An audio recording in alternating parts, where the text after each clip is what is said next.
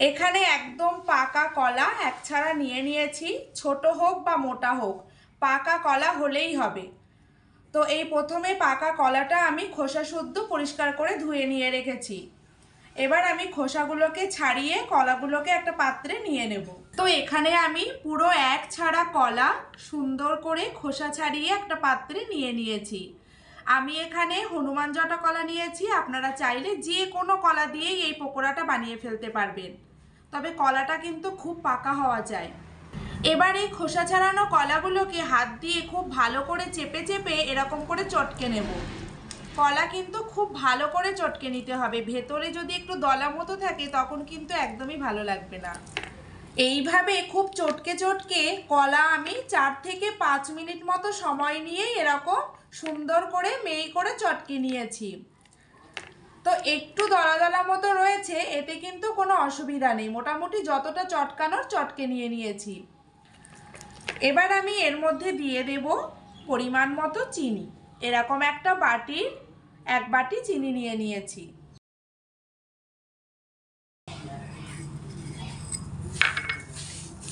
চিনি দিয়ে কলার মধ্যে খুব ভালো করে চটকে মিশিয়ে নেব। চিনি দিয়ে কলার মধ্যে কিন্তু বেশ 3 থেকে 4 মিনিট সময় নিয়ে এরকম চটকে চটকে ভালো করে মিশিয়ে চিনিটা গলিয়ে নিতে হবে।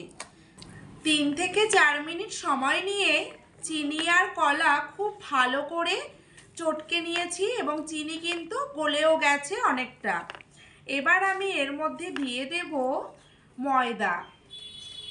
এরকম একটা বাটি একটু খালি রেখে ময়দা নিয়ে নিয়েছি। ময়দার চিনির পরিমাণটা কলার পরিমাণ অনুযায়ী কিন্তু দিতে হবে।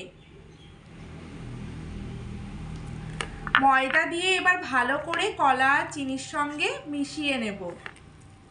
ময়দা দিয়ে মাখার পরে তো দেখুন এখানে কিন্তু আমার এটা ব্যাটারটা একটু নরমই আছে। তো এরকমটা দিয়ে তো আর বড়া করা যাবে না, তো এরকমটা দিয়ে তো আর পকোড়া বানানো যাবে না, অনেকটাই নরম আছে।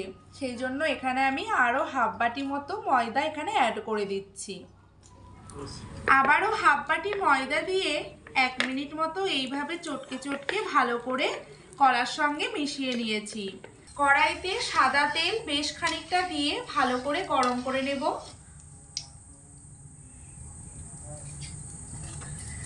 খুব বেশি হাই আঁচে রেখে বড়াগুলো ভাজতে যাবেন না। মোটামুটি তেলটা বেশ ভালো করে গরম করে নেওয়ার পরে আঁচটাকে লো টু মিডিয়ামে করে দিয়ে বড়াগুলোকে ছাড়বে।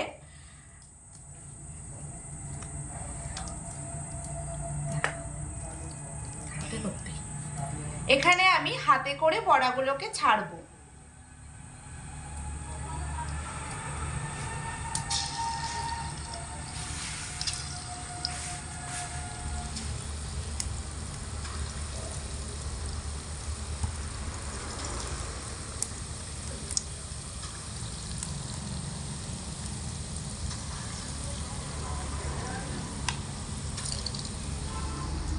তো বন্ধুরা এখানে মাঝখানে দেখতেই পাচ্ছেন উপর থেকে কিন্তু হালকা লালচে ভাব চলে এসেছে, তার মানে বুঝতে হবে নিচের ভাবটা হয়ে এসেছে প্রায়। তো এবার আমি এটাকে উল্টে দেব। এই দেখুন অনায়াসেই কিন্তু বড়াগুলো ছেড়ে আসছে তেল থেকে, তলায় লেগে যাচ্ছে না কিন্তু একটু। এইভাবে আলতো হাতে উল্টে দিতে হবে বড়াগুলোকে। আর বড়াগুলো কিন্তু ফুলছে, দিচ্ছি তো ছোট ছোট। এই দেখুন বড়াগুলো খুব সুন্দর ফুলছে। ফোলানোর জন্য কিন্তু এখানে আমরা কোনো রকম বেকিং সোডা, পাউডার, খাবার সোডা কিছুই কিন্তু দেওয়া নেই, বড়াগুলো এমনিই ফুলছে। কলা আর ময়দার এই ব্যাটারটা ঠিকঠাক মতো মাখাতে পারলে বড়াগুলো খুব সুন্দর হয়। তো এক পিঠ হয়ে গেছে, অপর পিঠটা হওয়ার জন্য অপেক্ষায় রয়েছি। লো টু মিডিয়াম আঁচে রেখে বড়াগুলোকে ভাজছি। 2 পিঠ হয়ে গেলে তারপরে অনবরত নাড়াচাড়া করে বড়াগুলোকে খুব সুন্দর করে ভেজে নেব। 2 পিঠ যখন হয়ে এসেছে তখন এরকম অনবরত নাড়াচাড়া করে ঝাঁঝরি হাতা দিয়ে বড়াগুলোকে সব রকমভাবে সুন্দর করে ভেজে নিতে হবে, ঠিক এইভাবে যেভাবে আমি করছি এখানে। বড়াগুলো যখন ছাড়বেন বন্ধুরা তখন অবশ্যই কিন্তু আঁচটাকে লো হিটে দেবেন, না হলে একের পর এক বড়া ছাড়তে ছাড়তে প্রথম বড়াগুলো কিন্তু পুড়ে যাবে আর পরের বড়াগুলো কিন্তু একসঙ্গে দুটো বড়া ঠিকঠাক হবে না, সেই জন্য আঁচটাকে লো হিটে দিয়ে তারপরে বড়াগুলোকে তেলের মধ্যে ছাড়বেন।